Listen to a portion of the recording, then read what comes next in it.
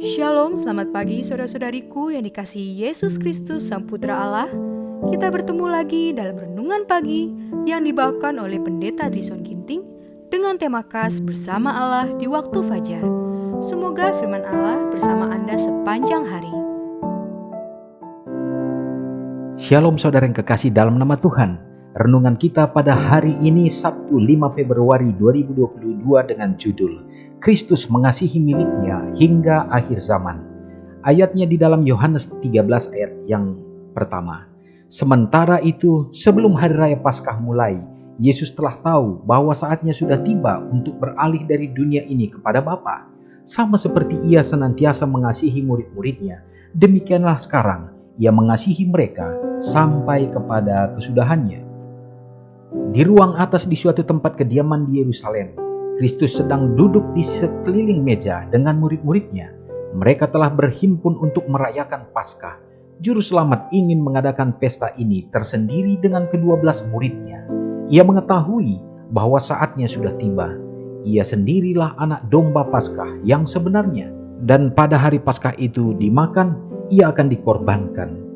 Ia hampir akan minum cawan murka.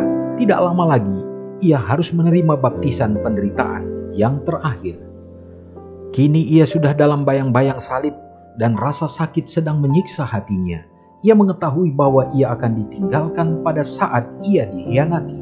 Ia mengetahui bahwa dengan proses yang paling menghinakan yang biasanya dialami oleh para penjahat, ia akan dibunuh. Ia mengetahui sifat tidak berterima kasih dan kebengisan di pihak orang-orang yang baginya ia telah datang untuk menyelamatkannya. Ia mengetahui alangkah besar pengorbanan yang harus diadakannya, yang bagi beberapa orang pengorbanan itu sia-sia belaka.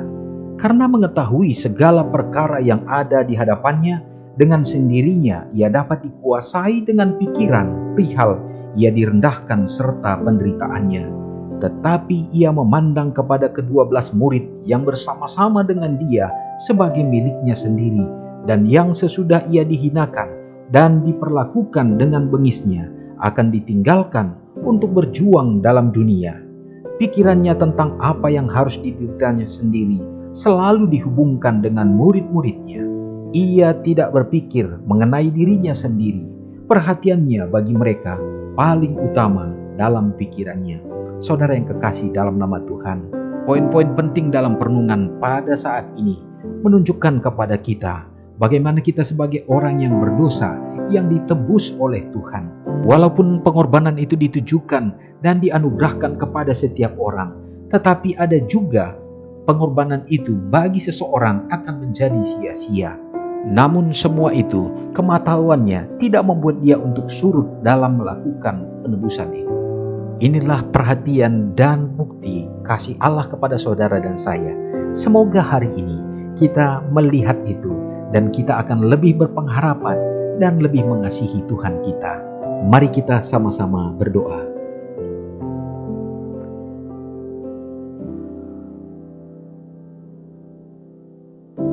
Bapa Semawi, Allah pencipta langit dan bumi, yang sudah menciptakan kami manusia, dan Engkau sudah menyatakan kasih-Mu untuk menebus kami dari dosa, untuk dapat kembali dimuliakan, melayakkan masuk ke dalam kerajaan surga. Terima kasih ya Bapa untuk segala kebesaran kasih-Mu yang terjadi. Biarlah pengorbanan Yesus tidak akan menjadi sia-sia, tetapi darah dan tubuh-Mu akan kami terima sebagai korban Paskah yang sesungguhnya dalam kehidupan kami. Berkatilah kami ya Bapa, supaya kami dapat menjadi saksi untuk kebenaran-kebenaran-Mu bagi setiap orang.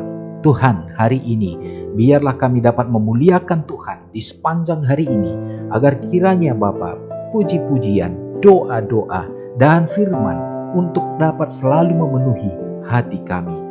Berkatilah kiranya umat-umat-Mu dengan kekuatan dan kesehatan di dalam persekutuan dengan umat-umat Tuhan lewat gereja-Mu pun.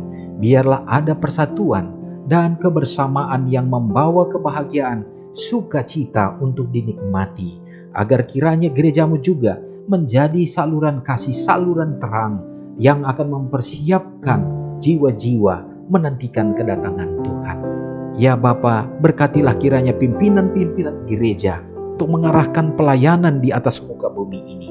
Biarlah Engkau yang akan menjadi Bapa di atasnya, sehingga kami semua akan memandang kepadamu dan menjalankan apa yang Tuhan perintahkan. Dan kami percaya ya Bapa, Engkau juga akan menghadirkan berkat-berkat yang berkelimpahan bagi umat-umat-Mu, sehingga umat-umat Tuhan juga akan tetap setia, terutama di dalam mengembalikan apa yang Tuhan perintahkan, yang menjadi kewajiban dan ungkapan syukur, sehingga rencana-rencana pelayanan jemaat dapat dilakukan untuk kemuliaan bagi nama Tuhan saja. Ya Tuhan, bagi umat-umat-Mu yang mana dalam keadaan lemah iman, baik tantangan-tantangan lewat pekerjaan dan lain sebagainya yang membuat mereka terkadang harus memilih antara yang salah dan yang benar, kebijaksanaan Tuhan berikan dan kekuatan yang Engkau hadirkan, dan biarlah mereka akan tetap setia di dalam Tuhan. Yang sakit pada hari ini Tuhan, biarlah kuasa-Mu akan terjadi membawa penyembuhan bagi mereka ya Bapa. Demikian juga umat-umat-Mu yang merasakan sukacita oleh karena berulang tahun, biarlah berkat Tuhan juga menjadi bahagian mereka, sehingga ada umur panjang, kesehatan, dan kebahagiaan yang mereka akan nikmati. Terpujilah Engkau untuk segenap kasih-Mu, ampuni dosa kami Bapa. Doa ini hamba-Mu serahkan di dalam nama Yesus yang sudah menyelamatkan kami. Amin. Selamat pagi, Tuhan Yesus memberkati.